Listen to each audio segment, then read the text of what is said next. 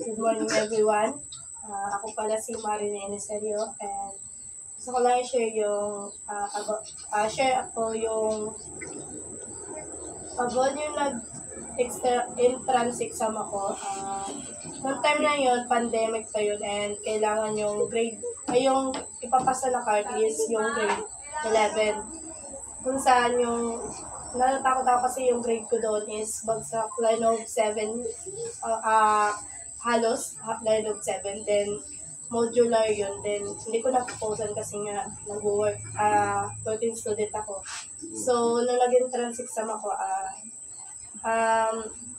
kinabahan ako kasi baka feeling ko hindi ako makakapasa kasi nga yung grades ko ganun tapos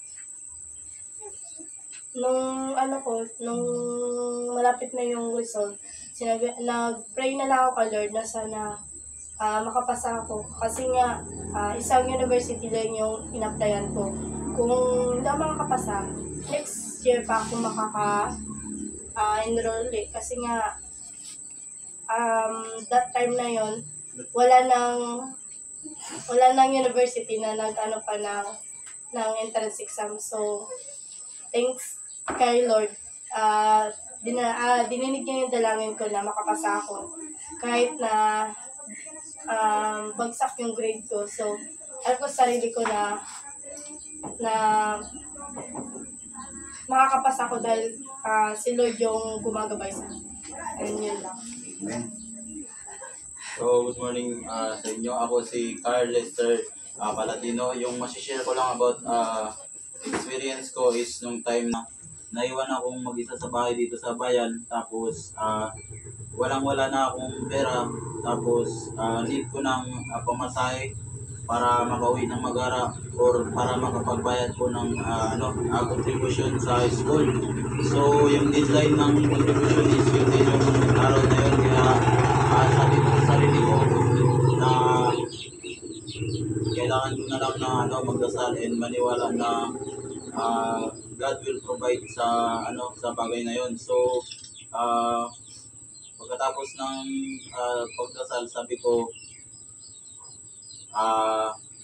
gagawa naman siguro ng paraan. Tapos makalipas ng ilang oras, dahil nga meron kaming boarding house, may pa-boarding kami. So maya-maya konti merong kumatok sa pinto and then sabi niya is magbabayad daw siya ng monthly para sa kwarto na gamit nila. So ayun, binigay yung pera.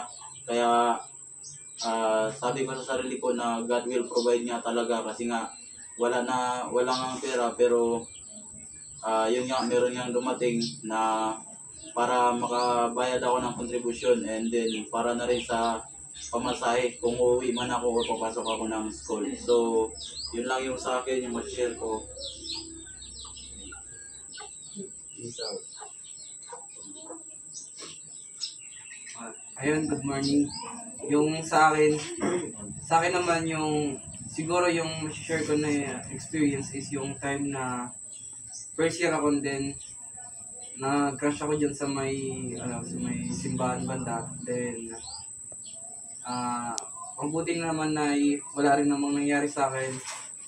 Yung motor lang yung nasira or yung motor lang talaga yung mas may tama. Buti na lang wala akong sugat. So hindi ako naniniwala sa miracle ba.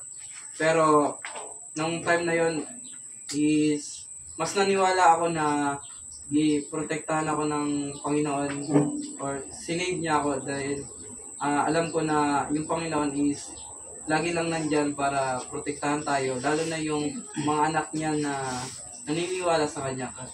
Kasi kung hindi niya ako protektahan ng time na yon is baka kung saan na ako ngayon. So nagpapasalamat ako sa Panginoon dahil nandyan siya para sa akin, para gabayan ako.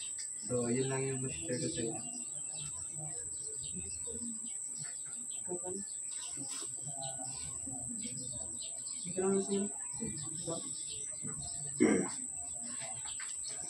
So, good morning. Ako po pala si Ronnie Labaw.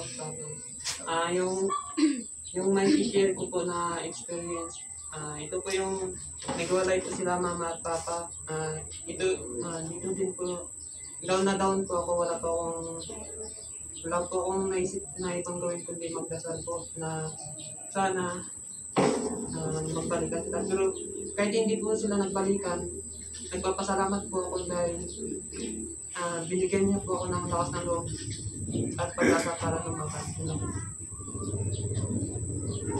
So, good morning po, ako po si Jane Lucero. Mag-share ko rin po about sa family ko. Isa rin ako broken family. So, nung first year college ko is, enroll po yun. Tapos, walang-wala din po kami pambayad. So, wala rin pong trabaho ang mama ko. Nung nag-pray po ako na sana may dumating po na anak na blessing. So, nagsabi na lang po si nanay na mag-stop na lang daw ako stop na lang ako ng pag-aaral, magtrabaho daw muna. So, kinagabihan po, is bigla pong tumawag si ate na magpapadala na lang po siya ng pambayad ko para sa inyo. Magandang umaga po. Ako po si John Gantahan. Ang testimony na may isi-share ko sa ngayong araw is ang inyong lingkod ko ay naligaw ng landas sapagkat nadala ng mga makamundong bagay. So, nagsisilbi po ito na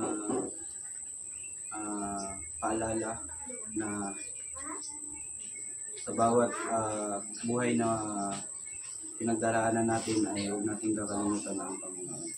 So, yung lingkod po ay nagkaroon ng problema ngayong nung nakaraang mga buwan lamang.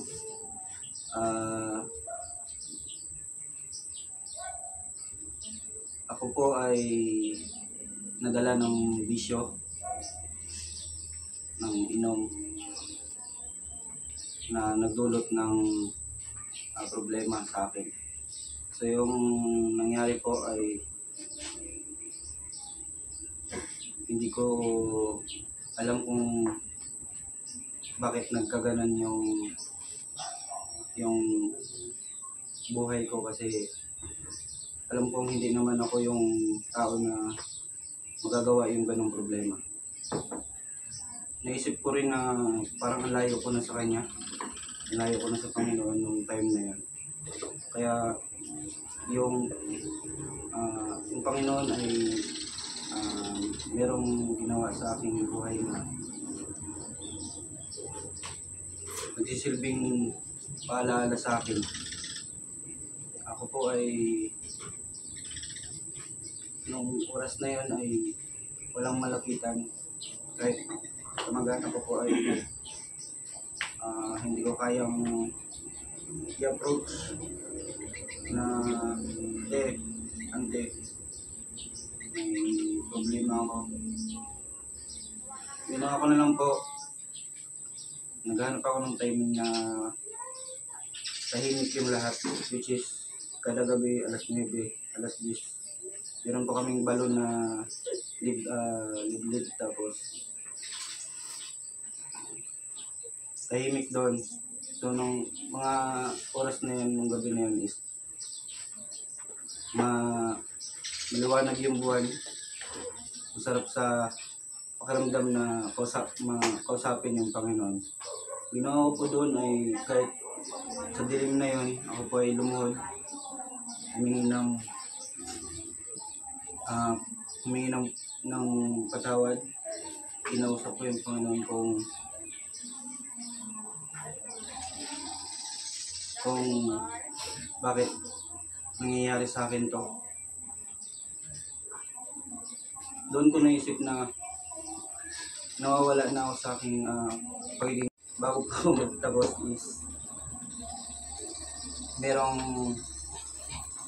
akong iiwang verse which is Jeremiah 29 verse 11. Trust in the Lord with all your heart and not on your understanding. Kasi kapag sa sarili mo nagtiwala ka lang talaga, hindi yun hindi yun siya gusto ng Diyos,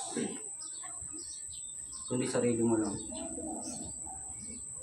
And last verse na paborito ko rin is, for I know the plans I have for you. Kaya alam ko na ang plans na ang Diyos, alam ko sa sarili ko na mayroong plano siya sa akin na mas better pa sa plano ko. Ayun po.